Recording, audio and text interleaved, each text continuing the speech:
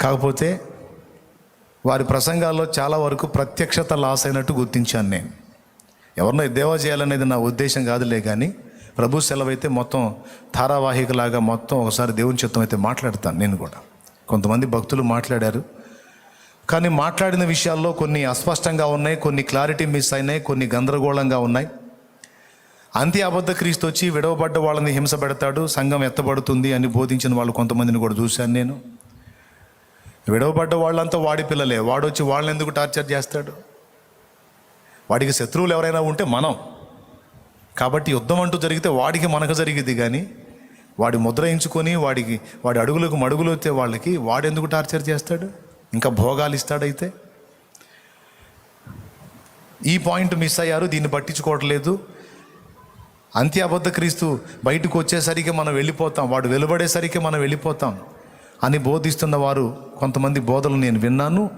తప్పు, అది మిస్లీడ్, సంఘాన్ని పొరపాటుగా నడిపించటం. అంటే సీనియర్ సేవకులు, మనకంటే ముందు తలబండిపోయిన సేవకులు కూడా చాలామంది ఉన్నారు భక్తులు. వారు కూడా దీని గురించి కొన్ని మాటలు మాట్లాడారు.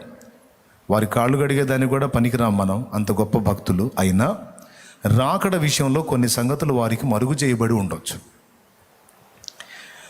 అంత మాత్రాన వారిని తృణీకరించాల్సిన అవసరం లేదు. కానీ నేను పెద్దలు భక్తులను అయితే నేనేం తృణీకరించలే, కానీ వారు చేసిన బోధలో కొన్ని చిన్న చిన్న దిద్దుబాట్లు ఉన్నాయి. వారి బోధలో దిద్దుబాట్లు ఉన్నాయా? అంతకంటే గొప్పోడివా నువ్వు? వారికంటే గొప్పోడివా? అంటే వారు పేతురు కంటే గొప్పవాళ్ళ? మరి పేతుర్ని సైతం పౌలు దిద్దుబాటు చేయలేదా? కాబట్టి ఎంత భక్తులైనా చెప్పలేం. పెద్దవాళ్ళు అనుకున్న వాళ్ళకి చిన్నవాళ్ళ ద్వారా దేవుడు నేర్పించవచ్చు. జ్ఞానులు విద్యావేత్తలు అనుకున్నారు అపోల్లోని. జ్ఞాని విద్యావేత్త పండితుడు అపోల్లో. ఆయన ఇంటికి ఆహ్వానించి డేరాలు గుట్టుకొని అకుల ప్రిస్కిల్లా క్రీస్తు మార్గమును మరి పూర్తిగా విశదపరిచిరి అని రాసుంది. ఇప్పుడు భక్తుల పేరు చెప్పి ఆయన బోధకు నువ్వు వ్యతిరేకమైన బోధ చేస్తున్నావు, నువ్వు తేడా అని అంటున్నటువంటి సహోదరి సహోదరులందరికీ ఒక మనవి. ఒకవేళ ఆ భక్తులే ఇప్పుడు ఉండి ఉంటే మేము చూపించేటువంటి వచనాలతో ఖచ్చితంగా ఏకీభవించి తప్పకుండా నాయన ఈ విషయంలో నేను పొరపాటుగా ఆలోచించాను, ఇదే కరెక్ట్ అని వాళ్ళు ఖచ్చితంగా ఒప్పుకొని తీరతారు. వాళ్ళకున్న హృదయ సున్నతి అంత గొప్పది, వాళ్ళకున్న తగ్గింపు అంత గొప్పది. విషయాన్ని మాట్లాడటమే కాదు, అవసరమైతే దాన్ని దిద్దుకొని ఒప్పుకునే మంచి మనసు కలిగిన వారు కనుకనే దేవుని కృపలో ధన్యులై అనేక జీవితాలు వెలిగించగలిగారు. వారు అహంకారులుగా లేరు, అహంభావులుగా లేరు, దిద్దుబాటును ఒప్పుకునే వ్యక్తులుగా ఉన్నారు కనుక ఆ విషయంలో చింత లేదు. ఈరోజు కరోనా సమస్యతో ఈ 1 సంవత్సరం 2 సంవత్సరాలు ఈ 3 నెలలు 4 నెలలు చర్చికి దూరం అయిపోతేనే చేపలు బయటపడ్డట్టు బయటపడుతున్నారే లోకానుసార్లుగా.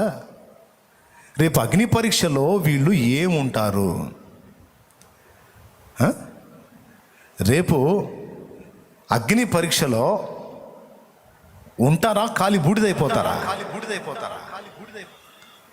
ప్రతి వాణిని అగ్నితో పరీక్షిస్తానని ప్రభు మాట్లాడింది మరచిపోయారా? 1 కొరింథీ పత్రిక 3వ అధ్యాయం త్వరగా చూడండి. అపోస్తలుడైన పౌలు కొరింథీయులకు రాసిన 1వ పత్రిక 3వ అధ్యాయము 10వ వచనం నుంచి. దేవుడు నాకు అనుగ్రహించిన కొంచెం మైక్ దగ్గర పెట్టుకొని పెద్దగా చదువు తల్లి. నువ్వేం సిగ్గుపడద్దు. ఎవరన్నా నిన్నేమన్నా అనుకుంటే నేను జీవిత వాళ్ళ పని. నువ్వు మౌత్ దగ్గర పెట్టుకొని మైక్ దగ్గర పెట్టుకొని గట్టిగా చదువు. దేవుడు నాకు అనుగ్రహించిన కృప చొప్పున నేను నేర్పరి అయిన శిల్పకారుని వలె పునాది వేసి తిని మరి ఒకడు దాని మీద కట్టుచున్నాడు. ప్రతివాడు దాని మీద ఎలాగూ కట్టుచున్నాడో జాగ్రత్తగా చూచుకొనవలెను. వేయబడినది తప్ప మరి ఒక పునాది ప్రతివాడు కూడా సంగమును కట్టేవాడు ఎలా కట్టుచున్నాడో జాగ్రత్తగా చూసుకోమని కట్టే ప్రతి ఒక్కడికి ఒక వార్నింగ్ రిలీజ్ చేశాడు పరిశుద్ధాత్మ దేవుడు. బాగా వినాలి. నేను ఎక్కువ మాటలు చెప్పను, కొద్ది మాటలే, కావాలంటే చూసుకోండి. ఓన్లీ నాకు తెలిసి ఒక సింపుల్గా చాలా తక్కువ టైంలో ముగిస్తాను, ఇంతని చెప్పను. కానీ వేయబడినది తప్ప మరి ఒక పునాది ఎవడు వేయనేరడు. వేయబడింది తప్ప వారి యొక్క పునాది ఎవడును వేయనేరుడు. ఈ పునాది యేసుక్రీస్తే. ఎవడైనను ఈ పునాది మీద బంగారము, వెండి, వెలగల రాళ్ళు, కర్ర, గడ్డి, కొయ్యకాలు మొదలైన వాటితో కట్టిన ఎడల వాని వాని పని కనబడును. చూడండి, కొంతమంది సేవకుల విశ్వాసుల్ని బంగారం లాగా కడుతున్నారట. కొంతమంది సేవకుల విశ్వాసుల్ని వెండిలాగా కడుతున్నారట. కొంతమంది సేవకుల విశ్వాసుల్ని వెలగల రాళ్ల వలె కడుతున్నారట. కొంతమంది సేవకుల విశ్వాసుల్ని గడ్డిలాగా తయారు చేస్తున్నారట. కొంతమంది విశ్వాసుల్ని సేవకులు కర్రలాగా, కట్టెలాగా తయారు చేస్తున్నారట. కొంతమంది విశ్వాసుల్ని సేవకులు కొయ్యకాల్లాగా తయారు చేస్తున్నారట. చదువమ్మా. ఆ దినము దానిని తేటపరచును, అది అగ్ని చేత బయలుపరచబడును. అద్దుగో, ఆ దినము, ఏ దినము? 2 దినాలు ఉన్నాయి. ఆ దినము అన్న లెక్కలోకి వచ్చేవి 2 దినాలు ఉన్నాయి. ఒకటి, యేసయ్య రాకడకు ముందు సంఘం ఎదుర్కోబోయేటువంటి దినము. అగ్ని పరీక్షలాగా అపవాది సంతతి అన్నమాట, అపవాది సంబంధి, అంత్య అబద్ధ క్రీస్తు. వాడు లైన్లోకి వచ్చి సార్వత్రిక సంఘాన్ని ఇబ్బంది కొలిమిలో నలిపేటువంటి దినము. యేసయ్య రాకడకు ముందు అంత్య అబద్ధ క్రీస్తు బయలుపరచబడేటువంటి దినము ఒకటి. రెండవది, దేవుని న్యాయపీఠపు తీర్పు దినము. స్తోత్రం చెప్పండి గట్టిగా. ఈ 2 గుర్తుపెట్టుకోవాలి. అక్కడక్కడ సంఘం హింస పొందింది, కానీ బాగా వినండి, అక్కడక్కడ సంఘం హింస పొందింది. ఒరిస్సాలో కొంత హింస వచ్చింది ఆ మధ్య 2008లో సంఘానికి. ఒరిస్సాలో తెలుసా మీకు? కొంతమాల్లో క్రైస్తవుల్ని చంపి దుర్మార్గాలు చేశారు, సంఘాన్ని హింసించారు. అట్లాగా ఒక్కొక్క రాష్ట్రంలో, ఒక్కొక్క దేశంలో కొన్నిసార్లు సంఘానికి హింస కలిగింది. ఇది కాదు అసలు. ప్రపంచవ్యాప్తంగా ఉన్న క్రైస్తవ సార్వత్రిక సంఘం అంతటికి ఒక ప్రపంచ నియంత ద్వారా శ్రమ ఎదురవుతుంది.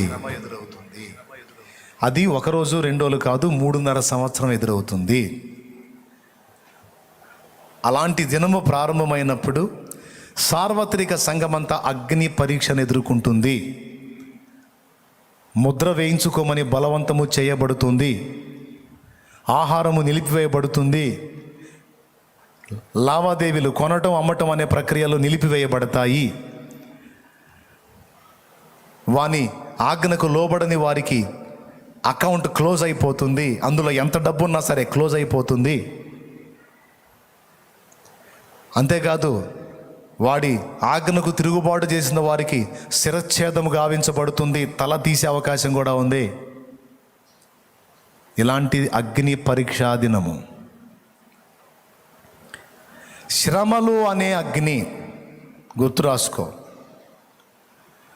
శ్రమలు అగ్నితో పోల్చబడ్డాయి. పేతురు రాసిన మొదటి పత్రిక 1వ అధ్యాయం, త్వరగా బైబిల్ తీ, 6వ వచనం నుంచి చదువు. ఇందువల్ల మీరు మిక్కిలి ఆనందించుచున్నారు గాని అవసరమును బట్టి నానా విధములైన శోధనల చేత ప్రస్తుతమున కొంచెము కాలము మీకు దుఃఖము కలుగుచున్నది. నశించిపోవు సువర్ణము అగ్ని పరీక్ష వలన శుద్ధపరచబడుచున్నది గదా.